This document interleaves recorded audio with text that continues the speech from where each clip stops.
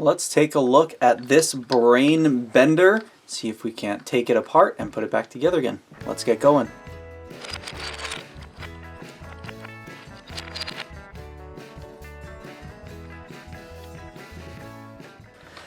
As some of you are at home and maybe looking for something to challenge your mind, here is a brain bender. I actually got it in this package, brain benders, where I got 3 of them.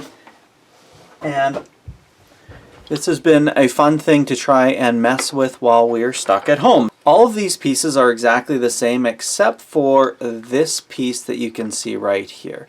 This one here has a cut in it. It's a little bit more easy to see. And you've got that there.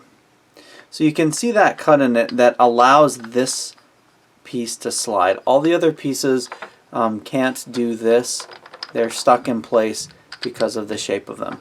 So that piece that's slightly different, this one, I'm going to keep facing myself. Now, when I solve a puzzle, I'm actually going to turn it like this so that it's facing myself, but I can start moving pieces, and I'll try and turn it so that you can see what I'm doing from time to time, which may make this a little challenging. I think the most challenging part of this puzzle is definitely gravity. Yeah, if we didn't have gravity. All right.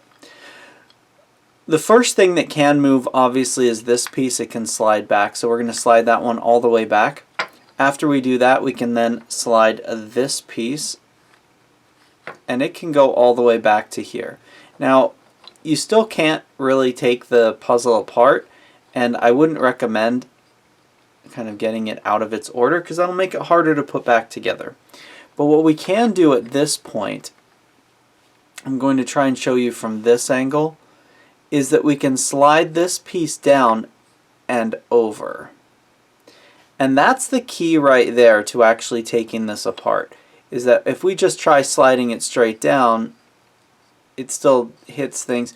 But once you kind of hook it into there, then this piece can come out and everything else kind of falls apart.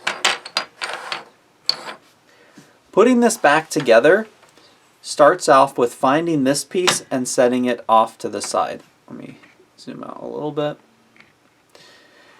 We're going to set that piece off to the side. That's our key to solving this puzzle. The rest of them we're going to try and put together as similar to our original as we can. So we've got some upright pieces here and here. I'll set them up this way.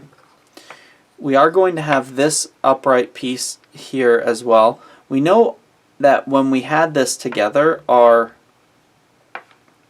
unique piece was right there. We're going to put these 2 pieces in here, sitting on top of that. And that's going to be a challenge on this side without this piece in. So if we want to put that in temporarily just to hold it together, that's fine, but we will be moving that in just a second. This piece here will go right in there. You see this whole thing start to take shape a little bit more. This piece is going to fit in here. Again, this one here I'm going to be moving out in just a second.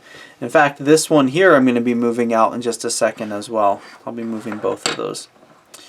We also want to have those 2 in place, and then these 2 are going to go like this in there. Obviously we can't do that while these 2 are here. So what I found works with this is to try to hold it, and again this is going to be challenging to show on here, but try and hold it so that you're holding these 2 bottom pieces and these 2. And it looks kind of like this. I hold my pinky underneath and I kind of squeeze those 2 in place. And I do that as I get rid of these 2 pieces. To get rid of these 2 pieces, I'm going to have to take it apart just the way I did before. There. So you can kind of see that this is where things get tricky. Just holding it up is going to be tricky.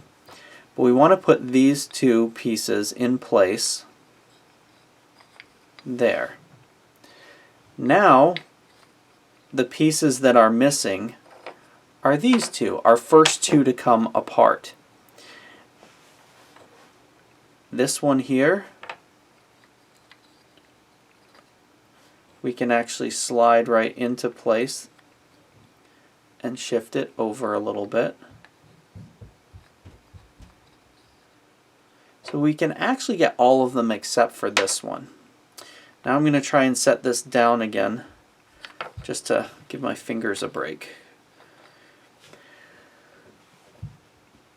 From this step, what I'm going to try and do is mimic exactly what I did at the beginning for taking it apart. So I might zoom in a bit so that I can get to the point where I can slide this one in. So to do that, I'm going to slide this piece back to there. Remember, we have to be a little bit more careful with these because we don't have everything holding them together. I'm going to slide this piece back to here, and that means, of course, that it's going to fall off, but we know that's where it goes. And then I'm going to, again, pick it up, holding everything together, because the next move is to, again, slide this one down and over. Then this piece can come in here. And this is this is where, again, it gets kind of tricky because that piece needs to slide out while this piece is still kind of in there. So we're going to slide this in.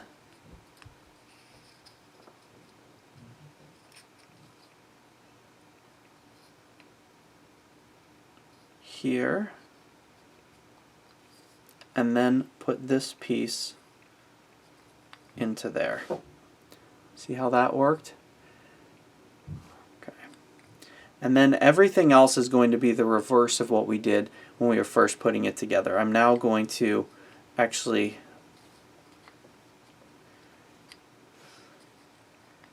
bring this in and up.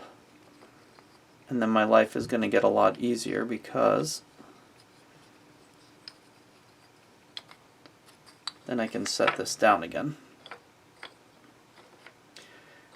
And then I'm going to slide this one forward and this one in, and that brings us back to our state.